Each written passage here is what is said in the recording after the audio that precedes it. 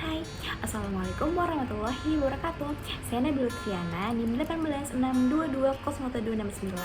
Pada kesempatan kali ini di matkul seminar penelitian akuntansi, saya akan coba membahas sedikit yaitu mengenai materi pengaruh hidden value of intangible assets, knowledge management, and water accounting terhadap economic performance. Nah, tanpa berlama-lama, kita simak ya untuk materinya di video selanjutnya. Indonesia menjadi salah satu negara yang bergabung dalam ASEAN Free Trade Area dan mendorong adanya pasar perdagangan bebas di kawasan ASEAN. Nah, kurangnya inovasi dan manajemen sumber daya perusahaan yang tidak dikelola dengan baik dapat menyebabkan perusahaan itu dapat sulit bersaing dengan negara-negara lainnya. Nah, peran dari economic performance merupakan gambaran perusahaan tentang kondisi suatu perusahaan yang dapat dianalisis dengan menganalisis laporan keuangannya. Nah, untuk variabel penelitian yang diduga dapat mempengaruhi economic performance, kinerja dari economic performance, yaitu salah satunya adalah hidden value of intangible asset. Nah, adanya hidden value ini dapat mengindikasi adanya informasi mengenai aset yang tidak berwujud atau intangible asset seperti human capital, inovasi seperti merek, brand, image, teknologi, dan banyaknya pelanggan, yaitu menurut Febri tahun 2018. Nah, keseluruhan aspek tersebut ini sangat penting untuk meningkatkan kinerja dan pertumbuhan dalam economic performance. Dan variabel selanjutnya yang diduga memiliki pengaruh terhadap economic performance yaitu ada knowledge management. Nah, secara umum, knowledge management ini merupakan salah satu proses yang mengkoordinasi dalam penggunaan informasi, pengetahuan, dan pengalaman, yaitu menurut Al-Hayati dan Al-Najjar tahun 2016. Nah, untuk selanjutnya variabel yang berikutnya yaitu ada economic performance yaitu terhadap water accounting.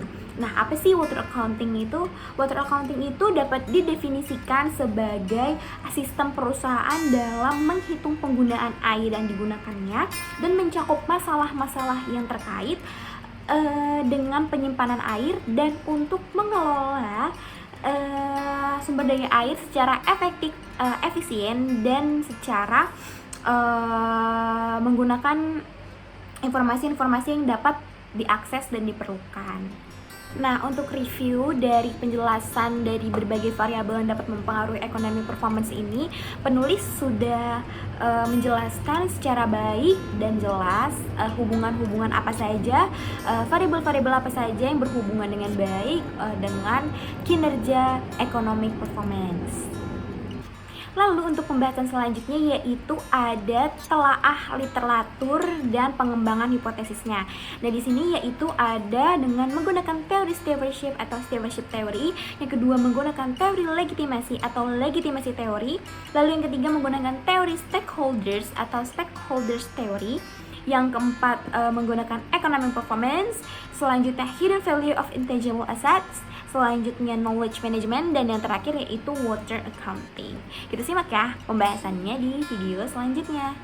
Nah, seperti di pembahasan selanjutnya, teori stewardship ini merupakan salah satu teori yang sangat penting dalam peningkatan kinerja economic performance. Nah, hubungannya yaitu adalah sikap manajemen itu dapat menjadikan economic performance tampak baik. Nah, teori ini juga menjelaskan bahwa manajemen tidak hanya termotivasi untuk tujuan pribadi, melainkan dengan tujuan organisasi juga. Namun lebih kepada pencapaian kinerja ekonomi itu juga termasuk. Nah, di sini cara terbaik untuk meningkatkan kinerja ekonomi atau economic performance ya, perusahaan itu prinsipalnya itu dapat berpatokan kepada tanggung jawab perusahaan dalam menjalani visi misinya. Untuk teori selanjutnya yaitu ada legitimasi teori. Dalam teori ini menyatakan bahwa organisasi perusahaan itu dapat secara berkesinambungan harus memastikan apakah mereka telah beroperasi di dalam norma-norma yang berlaku dan dijunjung masyarakat, dan memastikan bahwa aktivitas mereka itu dapat diterima di semua pihak. yaitu menurut Deegan and Rankin tahun 1996. Nah, hubungan teori ini dengan water accounting yaitu bahwa teori legitimasi ini berhubungan dengan pemenuhan aturan-aturan oleh perusahaan yang dapat mengindikasi adanya pengungkapan dari water accounting. Nah, sebagai bagian dari environmental management, accounting menjadikan bahan pertimbangan bagi para investor terkait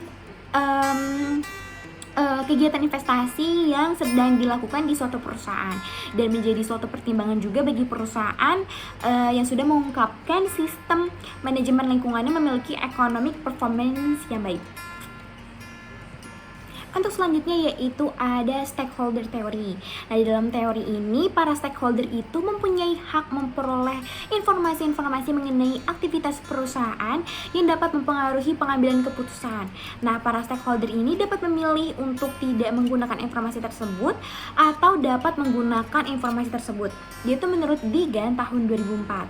Nah, hubungan antara teori ini dengan hidden value of intangible assets dan knowledge management yaitu bahwa informasi kedua variabel tersebut dapat bersifat sukarela.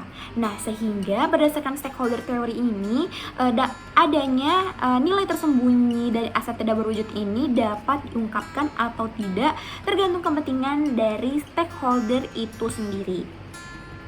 Untuk selanjutnya yaitu ada economic performance.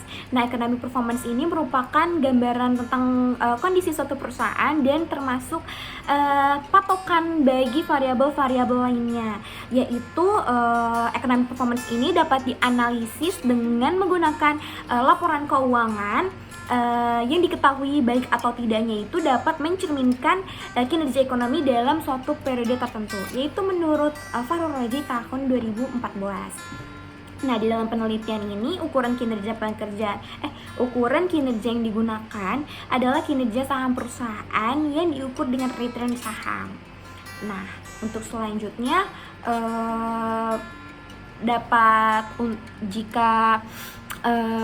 untuk dapat memotivasi investor itu dalam berinvestasi juga dapat menggambarkan evaluasi investor tentang kemampuan berinvestasi.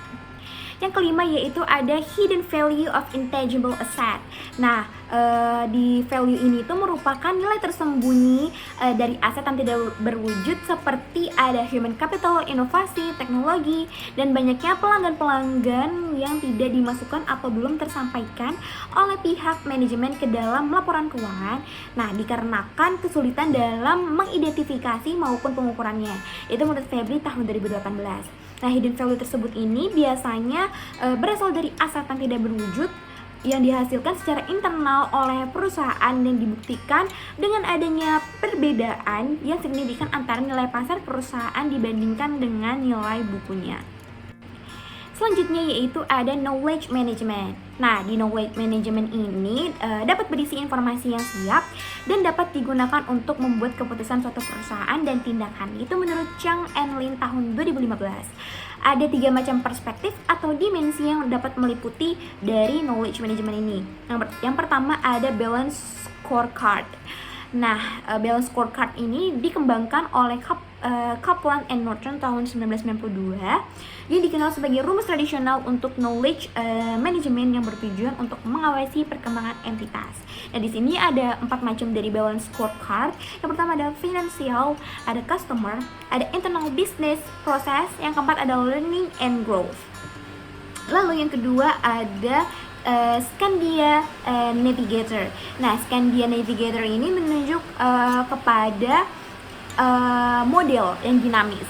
Nah, di sini ada keempat macam juga, yaitu ada financial focus, ada customer focus, ada process, ada renewal and development focus.